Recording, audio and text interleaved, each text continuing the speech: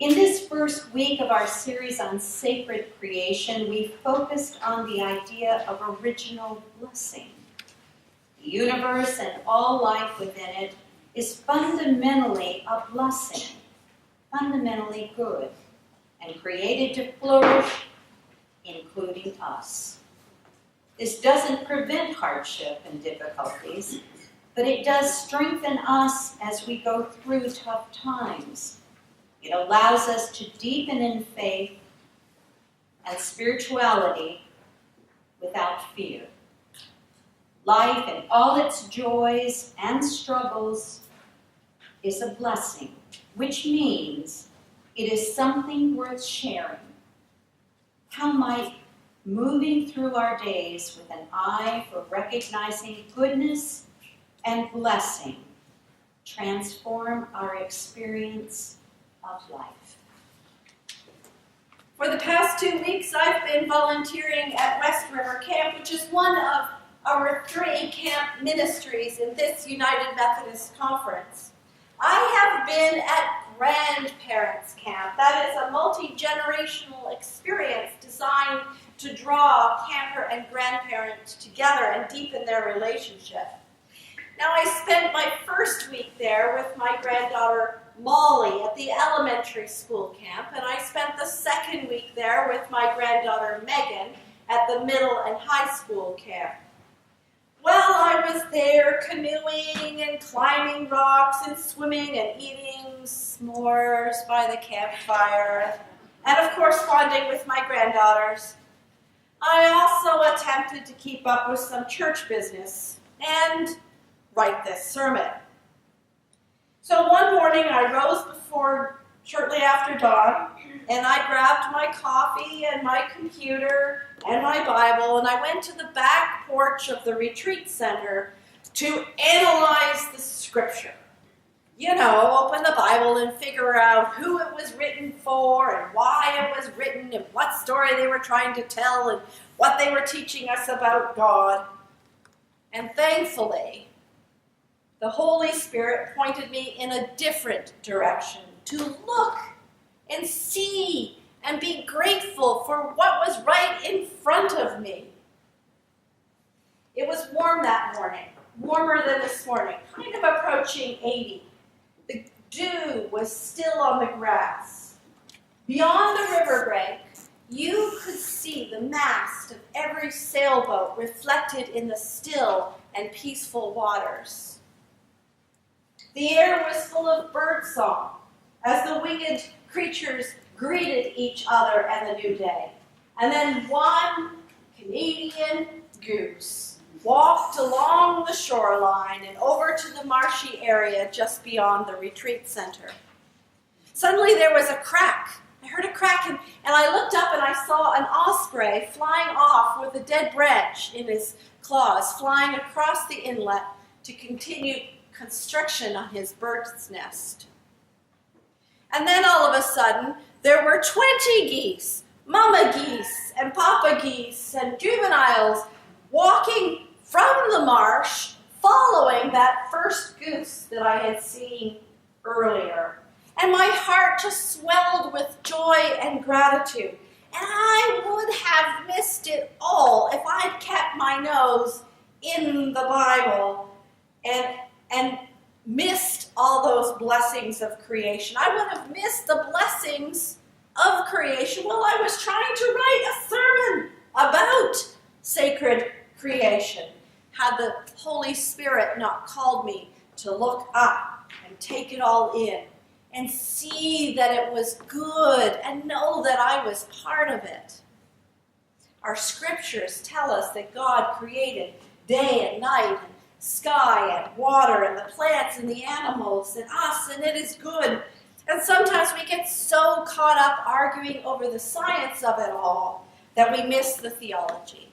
And so today we're going to delve into the book of Genesis in this first story, looking for the theology. The Hebrews named their books by their opening words. So, in the beginning, in Hebrew, Bereshit, English, Genesis.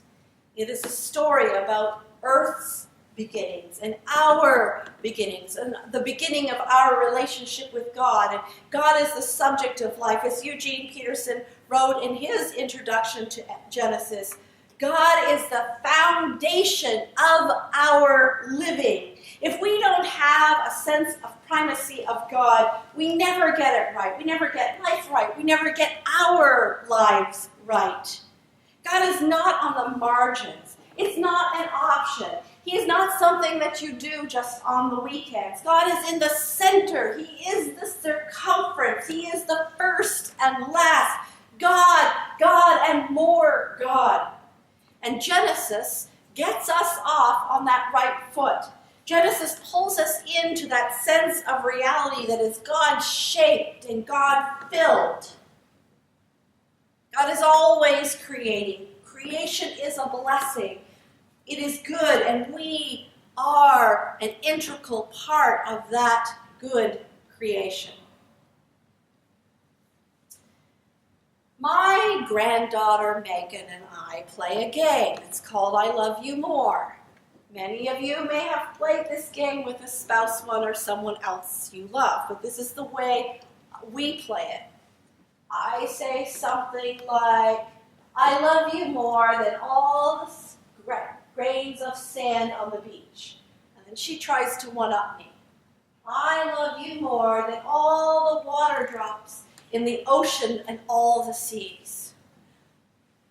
So then I say something like, I love you more than all the stars I can see in the sky. And she's a smart little girl. She says, I love you more than all the stars in the universe, the stars that you can see and the stars you can't see. I think, okay, I'm going to go micro on her. I love you more than all the cells in your body. Well, she's had science. She says, I love you more than all the atoms that it takes to make the cells in your body. I got one up on her, I figure. I'm going to change the measurement, right? I'm going to change it to time.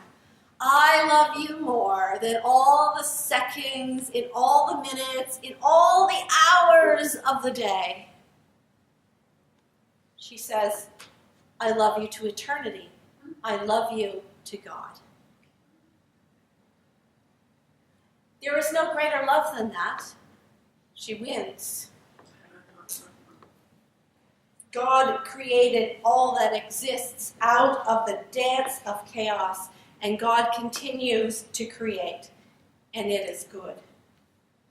But how could seeing all of creation, all of life as a blessing, change our experience of life? We gain a greater sense of awe and wonder. On that first day of camp, I was walking to the dining hall. And I was thinking, it's my job to get these 15 campers and their respective grandparents to the dining hall on time, and I just march right out. I march right out over everything that's on the ground, and my granddaughter Molly stops me. And she bends down, and she picks up a worm. And she says, I have to help this worm, and she places it on the grass.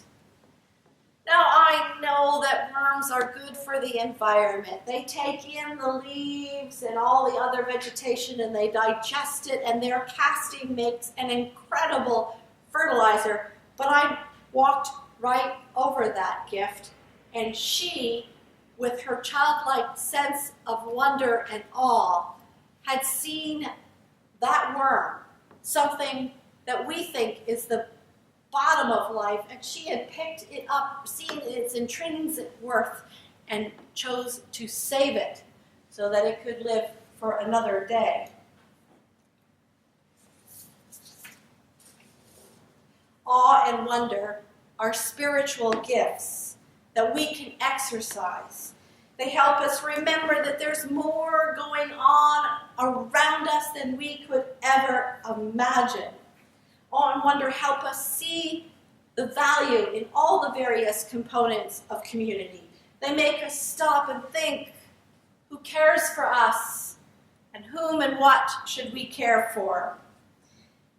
Each of us, each of our actions creates a ripple effect into others' lives.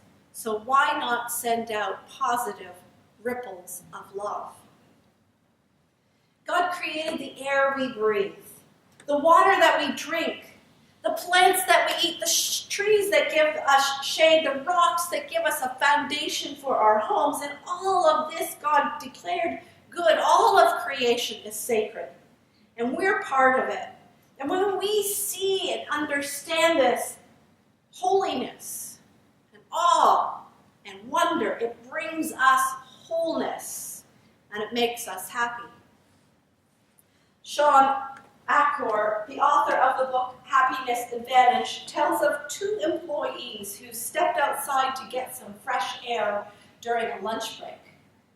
And the first employee says, "What a beautiful day."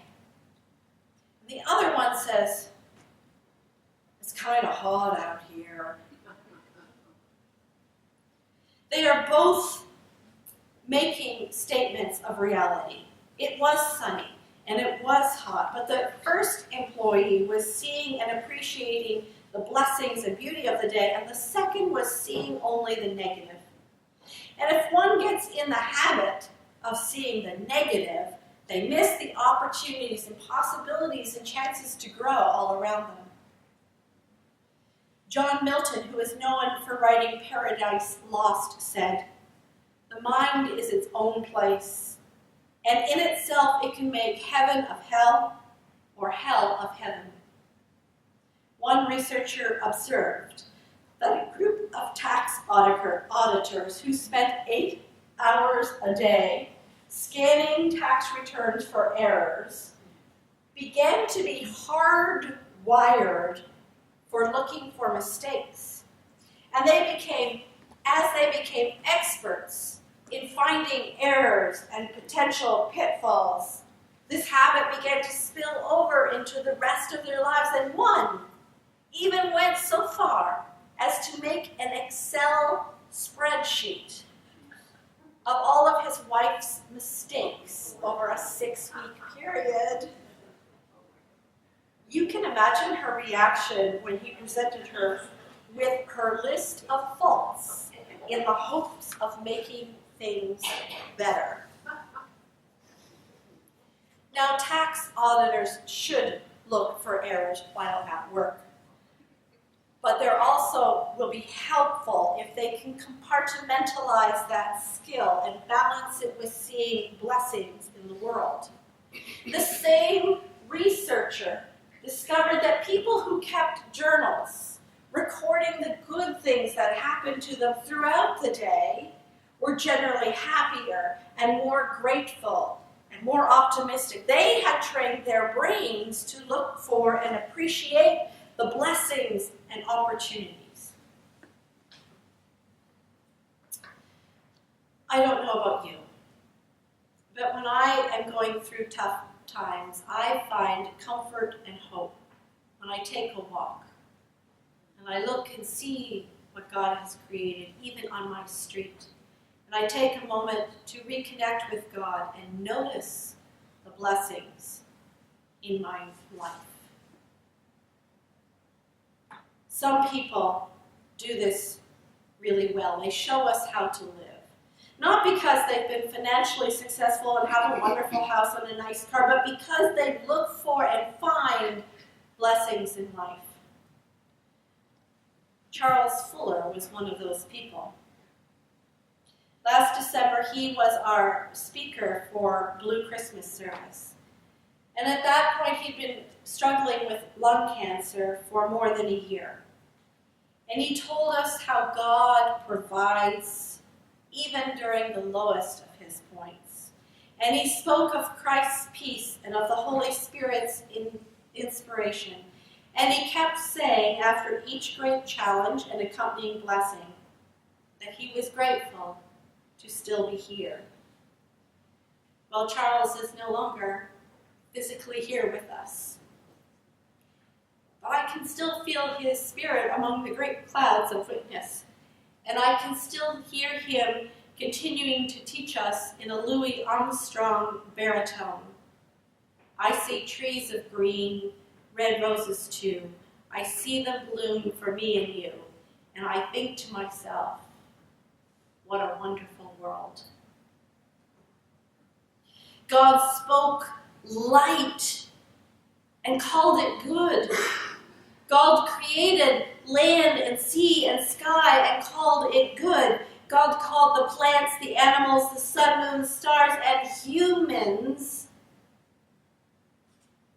good. He looked over all that was made and declared it very good. And in response, we pray with the psalmist, I will give thanks to you, Lord, with all my heart, and I will tell you of your wonderful deeds. Amen.